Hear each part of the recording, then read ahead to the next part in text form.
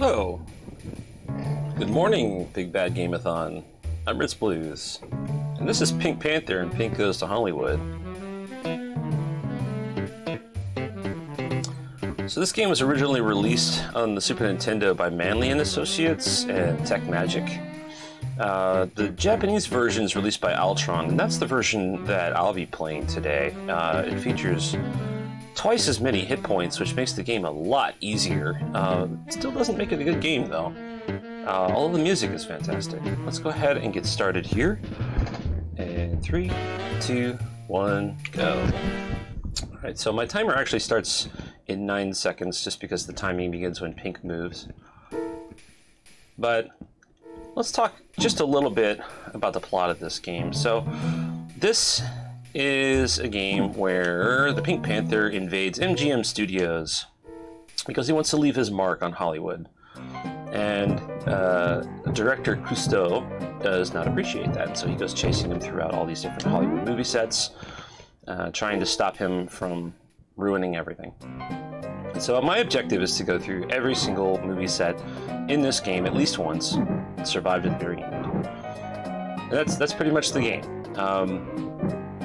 Now I've got a little bit of a, and I apologize, the end levels have just a tiny flicker to them, so hopefully you notice it doesn't bother people with any kind of sensitivity to that. But here's our first little trick of the game here. I'm going to focus here. First try, here we go. Alright, so that's called a token swap glitch right there. Normally when you use a toll token, you get what you pay for it. But I'm going to kind of explain what that is over the next couple of levels as I play through the rest of the game there. So basically, the token system in this game is an array. There's 5 different kinds of tokens, toll tokens you can get. There's the staircase, the magic carpet. There is the bridge, which I'm about to grab right here. There is also the hook and the umbrella. And they're all next to each other in a line here. And I can cycle through them.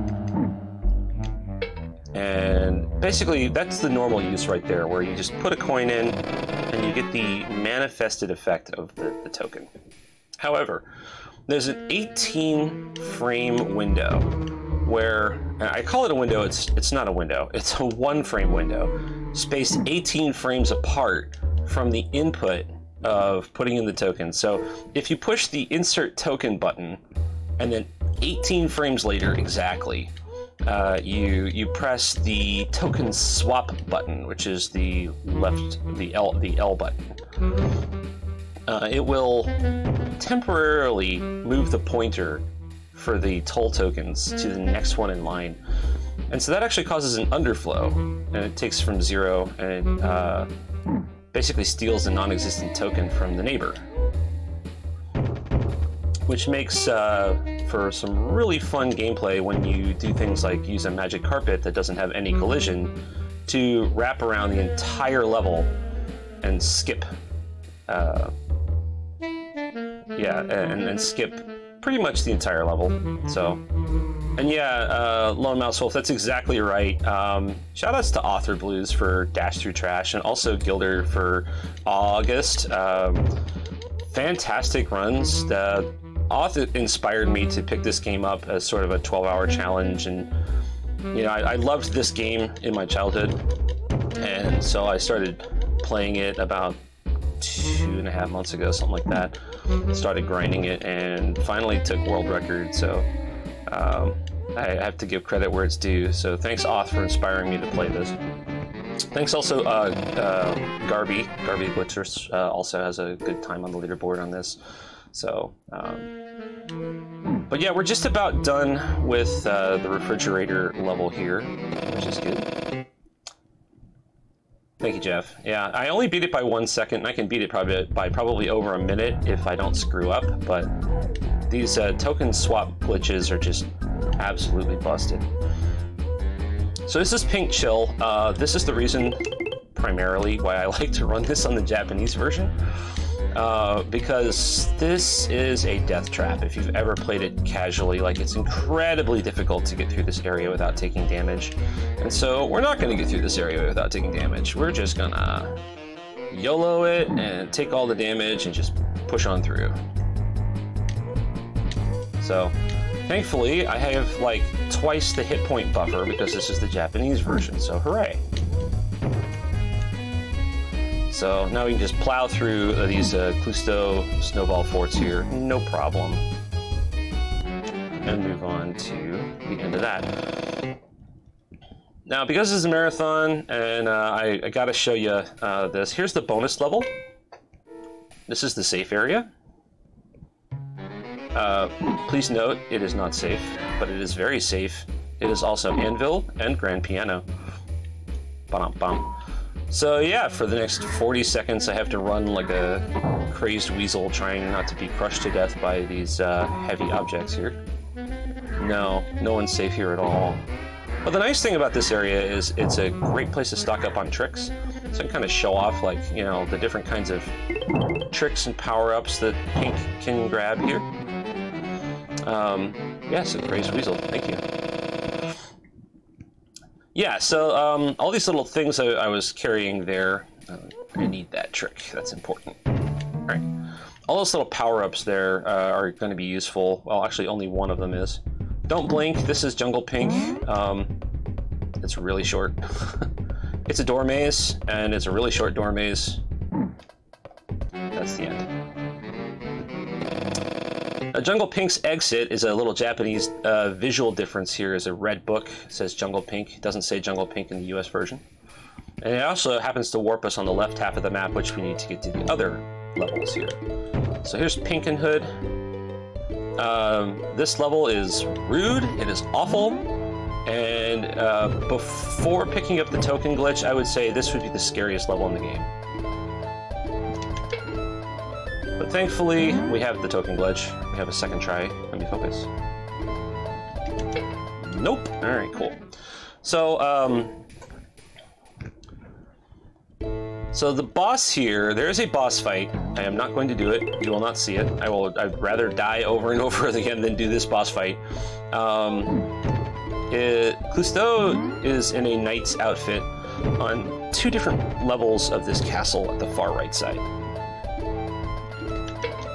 Come on.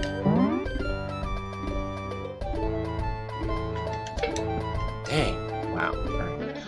One more go here. And so, the problem is that every time you hit Clusto, there's a good likelihood that he's going to pop down, and where he pops up is on a completely different floor. And if he goes down from up above, it takes forever to get back up. Game, please. 18-frame window, folks. There it is. All right, cool. So instead of fighting that boss, we're just gonna do this. Boing. Done.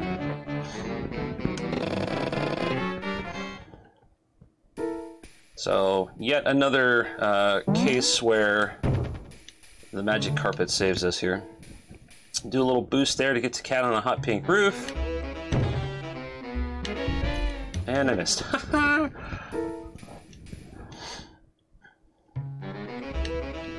Oh my gosh, Ritz, what are you doing, man? Wake up. It's early, folks. All right, so this is another level where, oh my god, okay, all right. Where the token glitch is going to save us quite a bit of time. Here we go. All right, now we're in there. Let's do it. I'm awake. We're all awake. All right, first try. So this level, we also do a screen wrap to finish it. However, the load trigger for the end of the level is just a small door, so we actually have to drop down and then like go around the level geometry to get inside the door. Not for the real stressful level of the run, I think. This is Pink Beard.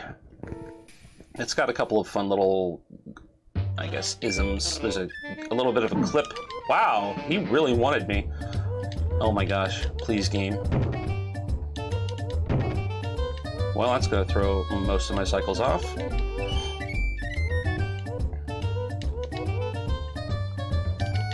Anyway, we just clipped into the bottom of that ship. Hope that was fun. That's always kind of cool to show off. Yeah, all the different levels are basically pink puns. All right, we are having a good run today, folks. There's a very, very precise spot on this anchor that I want to stand on. And it's the very, very far edge here. This probably will work. I don't have my audio cue anymore, so... all right, cool, we missed. So, if we stand in just the right spot here, we're going to hold our breath all the way up. If we stand in just the right spot here, and then jump at just the right time.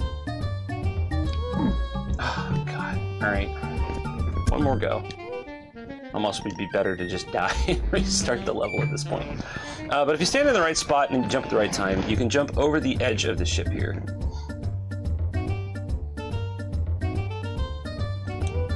There we go. And now we have no health left. Hooray. Thank you, Japanese version. So, instead of damage boosting to the top here, we have to wait for these lovely crabs. And, you know, this one takes its sweet time, except his buddy isn't, so... isn't that nice? You think you can climb up, but then no, his buddy's just gonna come right up here. Yeah, all the different level names are movie force names, except for Stuffing Battle. I don't know what movie that is, but that's not a movie. Anyway. Alright, we finished Pinkbeard. Hooray! So just to put in perspective, the world record, which is held by me, is 10 minutes and 24 seconds, and we still have 2 more levels to go. So there's a reason that I put the estimate as high as I did. This game definitely has some challenges that it can put you through. If it wants to ruin your day, it will. This level in particular, Polterpink, I believe is what it's called, is really brutal your first time doing it. It's super long. All the levels here, the biggest problem, again, with a lot of the games I run is that there's no checkpoints. Here's a hidden level we actually have to finish before finishing the real final level. Ow. So, this is the real hardest level of the game, though, Pinkenstein. Alright, well, that's not the token I wanted, but... no. There it is. So here's the hook. Shout-outs to Zekanoma for posting the first video of this token swap glitch, which inspired me to pick it up and try it using these glitches.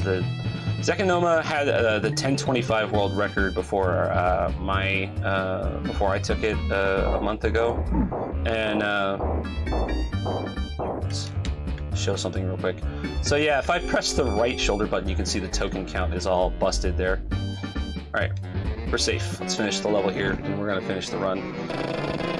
And yeah, Zekanoma showed off that token swap glitch there. Alright, so this is the final stint of the run here, and I get one shot at doing this quickly, and with a very predictable pattern. So it's armchair, armchair, lamp, lamp, bookshelf, bookshelf. Close enough. Hit the bat. Cool. Missed the bat. Good. Read the needle. Very good. Damage boost. Perfect. Alright, so now we're coming up on the final boss, and I have 1 hit point. This is going to be easy, I hope. And I messed it up. Hooray. Now we gotta wait for a really long time for him to do that. There we go. So yeah, this is Ghost Clusto. As soon as he's dead, the run is over. And time. 1354. Even with all the disasters, I'm still way underestimate. So, yeah, I think a 15 is a safe estimate for the Japanese version. For the US version, I would still put 20 minutes for the estimate. This game is so hard. Yeah, but shout-outs. As I said before, shout-outs to RitzBlues and Garby for inspiring me to pick this game up. I know I've talked about it with off and on over the years about like tech and stuff like that from various discussions and playthroughs of this that he's done, and I picked it up. I used to love this game as a kid. I could never beat it without using the second player controller debug cheats.